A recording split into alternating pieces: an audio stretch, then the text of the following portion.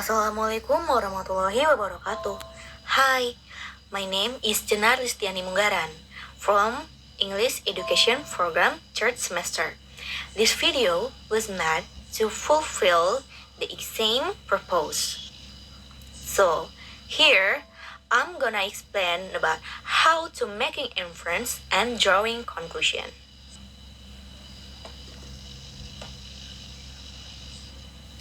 What is inference? Inference is a conclusion that you draw about something by using information that you know. We can derive inference from based on what we see or what we feel. Inference are conclusion or deduction made based on fact or information that is not explicitly stated. Jadi, apa itu inference? Inference merupakan sebuah kesimpulan yang kamu tarik menggunakan informasi yang sudah kamu ketahui sebelumnya. Lalu, kita juga bisa menarik inference berdasarkan apa yang kita lihat atau apa yang kita rasakan. Inference itu sebenarnya terbuat berdasarkan fakta atau informasi yang tidak disajikan secara gamblang di sebuah teks.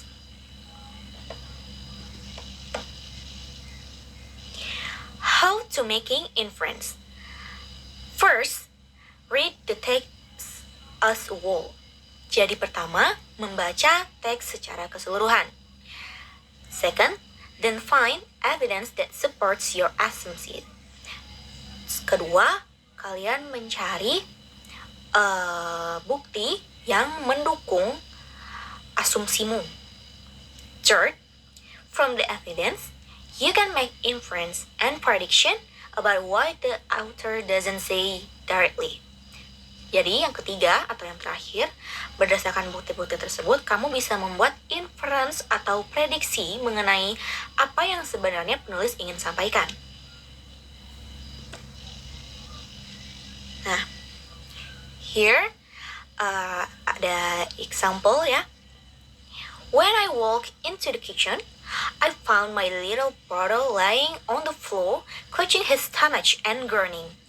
He was surrounded by discarded candy wraps and the now empty packet of Halloween candy. Ketika aku berjalan menuju dapur, aku menemukan adik lelakiku berbaring di lantai dapur dengan memegang perutnya sambil menggeram. Di sekitarnya ada bungkus permen yang kosong dan sekeranjang permen Halloween.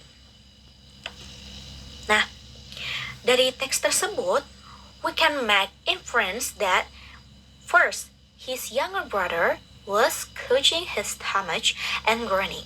He was even lying on the floor. This how that he has his stomach hatch. Adik kecil lelaki, si adik lelaki itu memegang perutnya dan menggeram. Lalu dia juga berbaring di lantai. Jadi itu menunjukkan bahwa si adik lelaki ini sedang sakit perut karena dia tadi memegang perutnya, gitu. Second, there are candy wrappers around him, which means he has eaten the candy. The candy basket was empty. Second, yang kedua, di sana ada bungkus permen di sekitarnya yang menandakan bahwa dia nih yang sudah memakan permen tersebut karena si keranjang berisi permen itu sudah kosong. Third, there was no one else around and the only one in pain was the younger brother. So, he probably finished the candy. Ketiga, tidak ada seorang pun di sekitar adik lelaki ini, yang itu menandakan bahwa memang si adik lelaki ini menghabiskan keseluruhan permen itu. Fourth, seeing the connection between the candy being used up and the stomach hatch, it is likely that the little boy got sick from eating too much candy. Jadi melihat hubungan antara permen Dan sakit perut itu menandakan bahwa si adik lelaki ini sakit karena memakan terlalu banyak permen. The incident happened after Halloween. Yang kelima, insiden tersebut terjadi setelah Halloween karena tadi menjelaskan bahwa si basket permen Halloweennya sudah kosong ya, sudah dihabiskan oleh si adik kecil tersebut. Nah, itu baru asumsi ya. Sekarang, now we next to conclusion. What is conclusion? Apa itu conclusion? Drawing conclusion refers to information that is implied or inferred. This means that the information is never clearly stated. A conclusion is judgment or decision reached after considering all the relevant information, fact, or evidence. Jadi, membuat conclusion ini merujuk kepada informasi yang telah terpampang nyata dan tidak. Ini berarti informasi ini tidak pernah jelas. What is conclusion? Conclusion refers to information that is implied or inferred. This means that the information is never clearly stated. A conclusion is a judgment or decision reached after considering all the relevant information, fact, or evidence. Menarik kesimpulan di sini atau conclusion mengacu pada informasi yang tersirat, ya, yang tersirat atau yang tersirat dan tidak tersirat. Informasi tersebut tidak pernah dinyatakan dengan jelas. Conclusion or decision merupakan keputusan yang diambil setelah mempertimbangkan semua informasi, fakta, atau bukti yang relevan. How to drawing conclusion? Bagaimana sih cara membuat conclusion? An effective conclusion is created by following these steps. First, restate the thesis. Menyatakan tesis. Second, reiterate supporting points. Mencari poin pendukung. Third, make a connection between opening and closing statement. Membuat hubungan antara pembuka dan penutup pernyataan. Fourth, or last, provide some insight. Memberikan beberapa wawasan. Provide some insight is mean you can menambahkan beberapa informasi yang berhubungan dengan kasus case atau teks ya. Example. Example is same with before with the inference one. So, when I walked into the kitchen, I found my little brother lying on the floor, clutching his stomach and groaning. He was surrounded by discarded candy wrappers and the now empty bucket of Halloween candy. Ketika aku berjalan ke dapur, aku menemukan adik lelakiku berbaring di lantai sambil memegang perutnya dan menggeram. Di sekitarnya ada bungkusan permen yang sudah kosong dan juga sekeranjang permen Halloween yang sudah habis. Nah, the conclusion or analysis, the conclusion based on the text is the little boy likely developed a stomach because he consumed too much candy after Halloween. Lelaki itu sakit perut karena dia mengkonsumsi banyak sekali permen setelah Halloween. His symptoms including clutching his stomach, groaning, lying on the floor, and the presence of candy wrapper around him strongly suggest that offering indulgence in Halloween candy led to his discomfort and stomach. Nah, ciri-cirinya atau terlihatnya dampak dia memegang perutnya lalu menggeram berbaring di lantai, ada bungkus permen di sekitarnya. Itu membuktikan kuat bahwa si Halloween candy ini menyebabkan ketidaknyamanan sehingga ia merasakan sakit perut. The fact that he was the only one in pain and the candy basket was empty further supports the conclusion. Fakta jika dia hanya satu-satunya orang yang merasakan sakit dan candy basket is kosong, itu mendukung kesimpulan mengindikasikan bahwa indicating that he ate the candy to the point of causing himself physical discomfort, mengindikasikan bahwa dia memakan permen adalah poin yang menyebabkan dia merasakan ketidaknyamanan pada dirinya sendiri. Nah, in Indonesian, inference and conclusion artinya in Indonesian different between inference and conclusion. Jadi inference and conclusion in Indonesian sama-sama kesimpulan, but there have different between inference and conclusion. In summary, inference are intermediate steps in reasoning that involve making logical deduction or educate cases based on available evidence, while conclusions are the final, definitive statement that summarize the overall findings or results of an argument or investigation. Inference can be provisional and subject to change, whereas conclusions are intended to be the ultimate outcome of a process of reasoning or analysis. Jadi, secara singkatnya, inference ini merupakan berisi tentang langkah-langkah atau alasan yang membuktikan secara logika dan menebak apa yang terjadi di tempat perkara, di tempat kejadian. Sedangkan conclusion itu adalah finalnya.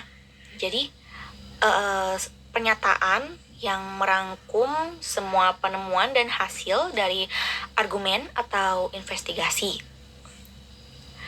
Inference can be provisional and subject to change. Inference itu masih bisa berubah ya pernyataannya, sedangkan conclusion itu dia sudah benar-benar final, dia finalisasi dari sebuah kejadian, cases or something. Jadi for a simple explanation, inference is conclusion itu bisa dibuat dari inference. Nah, inference di sini kan tadi berisi dari poin-poin. Jadi poin-poin yang berdasarkan dengan informasi yang sudah kita ketahui sebelumnya. Sedangkan conclusion itu dia kesimpulan akhir yang tidak bisa dirubah dan memang benar-benar sudah sesuai fakta seperti itu. Seperti yang kita tahu, inference itu seperti baru menduga, begitu ya. Sedangkan conclusion itu dia sudah mencari tahu sumber, asal-usul, dan semua informasi mengenai kasus tersebut, ya. For the simple example is, you see someone jalan dengan tertatih-tatih, and you talk to him that, kamu habis jatuh ya? Udah, it's inference, okay? Kalau misalnya conclusion itu, you must ask him more, like, kamu terjatuh? Kamu terjatuhnya kapan? Kamu terjatuh karena apa? And anything else. Pokoknya harus benar-benar mencari keseluruhan informasi yang jelas untuk mengetahui mengapa si orang tersebut ini terjatuh hingga dia jalannya tertatih-tatih. Jadi kita harus tahu kenapa dia ini jalannya tertatih. Kita kan kalau misalnya based on what we feel or what we see, we just kamu jatuh, padahal belum tentu. Bisa jadi mungkin dia dipukul misal ya, atau dia tertabrak. Kita kan tidak tahu. Itu kan hanya berdasarkan opini kita kalau dia ini terjatuh, begitu. Oleh karena itu, mengapa inference bisa menjadi acuan untuk membuat conclusion. Jadi sebelum before we make a conclusion, we better make inference, gitu ya. Karena si inference ini jadi poin-poinnya gitu ya. Jadi poin-poin baru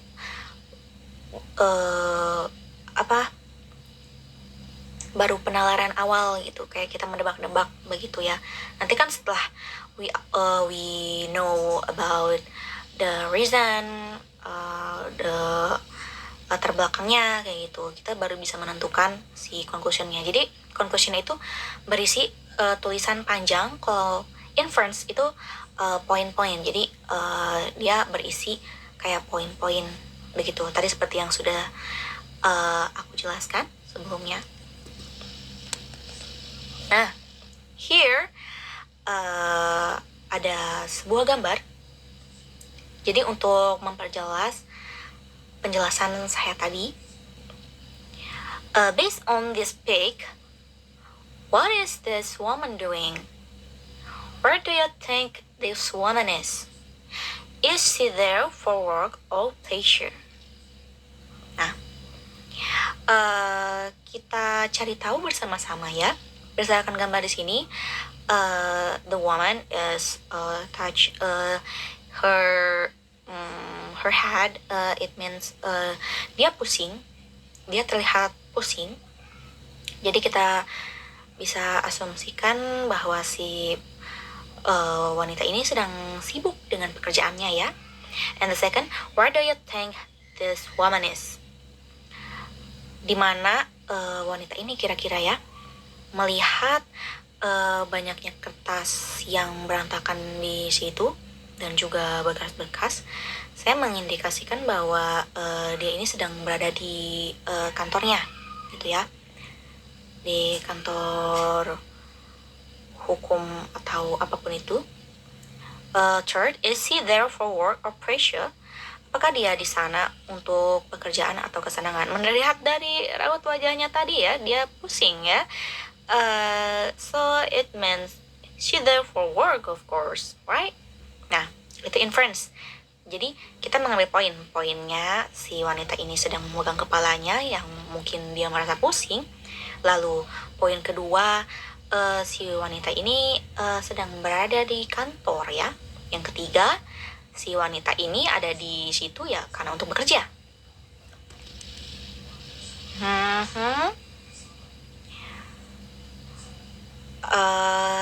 Itu kan tadi berdasarkan ini kita ya, itu sebenarnya untuk inference ini bebas karena kita kan ini mengambil contoh sebuah gambar yang sebenarnya maknanya bisa sedikit different.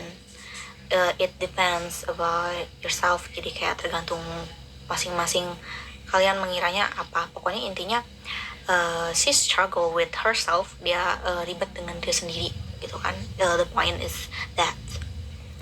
Kalau di sini yang berdasarkan presentasi aku sebelumnya, the first, what is this woman doing? She is on telephone. Ya, kita bisa lihat dia lagi nelpon.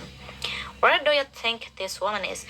Based on the furniture and decorations, she's probably working at a law firm. Berdasarkan furnitur dan dekorasinya, sepertinya dia bekerja di firma hukum. Is she there for work or pleasure? Based on her clothing and the presence of a fax laptop, she's probably there for work. Berdasarkan baju lalu laptop di situ ya, itu menandakan bahwa dia ada di situ untuk bekerja. Nah, what a conclusion. Jadi dari poin-poin tersebut kita satukan, kita satukan dan kita buat bahasa yang lebih bagus untuk menentukan kesimpulan akhir apa yang sebenarnya sedang terjadi kepada perempuan tersebut. Di sini, this woman is busy. Seeing the many files piled up there, incoming calls continue to come in, making the woman feel dizzy and tired. But it can be avoided because it is indeed a task that must be done when in the law office. Wanita ini sedang sibuk melihat dari banyaknya file yang berceceran di sana. Telepon yang terus masuk membuat si wanita ini merasa pusing dan lelah ya. Tapi dia tidak bisa menghindari itu karena pekerjaan itu harus dikerjakan mengingat dia memang bekerja di firma hukum. So, that's all explanation about how to making inference and drawing conclusion. Kesimpulannya adalah si inference ini lebih ke kesimpulan yang masih bisa berubah karena dia kesimpulan yang ditarik berdasarkan opini sendiri gitu, belum dicari tahu secara jelas. Kalau conclusion dia sudah jelas kesimpulannya dan menggunakan kata-kata yang lebih terstruktur dan memang berisi seperti sebuah kalimat atau teks, paragraph, sentence ya. Jadi paragraph, jadi tidak seperti inference yang hanya berisi poin-poin saja. Maybe that's for me. Thank you for your attention. Wassalamualaikum warahmatullahi wabarakatuh.